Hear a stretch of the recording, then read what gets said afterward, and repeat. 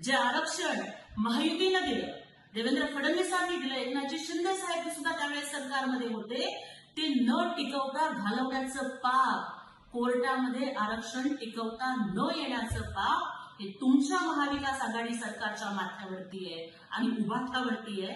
हे महाराष्ट्र विसरणार नाही. त्यामुळे असं वेगळी प्रेम तुम्ही दाखवू नका. आणि तुम्ही काय त्या दुसऱ्याला म्हणताय निंदेड असेल तसे, पण राऊत तुम्ही जामिनावर बाहेर आहात हे विसरू नका. आणि तुम्ही जे 100 दिवस त्या आर्थर रोडच्या तुरुंगात होतात ना, ते काही कुठं समाजसेवा करून किंवा क्रांती करून गेला नव्हता. तुम्ही काही संत नाही आहे. आणि मग मला सांगा की 100 दिवस तुरुंगात राहावे लागले, असले कुठले धंदे तुम्ही केले होते? तुमचे हे सगळे गंदे धंदे हे महाराष्ट्राला माहिती आहे. त्यामुळे तुम्ही दुसऱ्या कोणाला नावं ठेवण्याच्या भानगडीतच पडू नका. आणि उपराष्ट्रपती पदाच्या निवडणुकीमध्ये घोडेबाजार झाला म्हणतात. तुम्हाला तुमचे खासदार टिकवता आलेले आहेत आणि दुसऱ्याला नावं ठेवता. नाचता येईना अंगण वाकडेसारखं.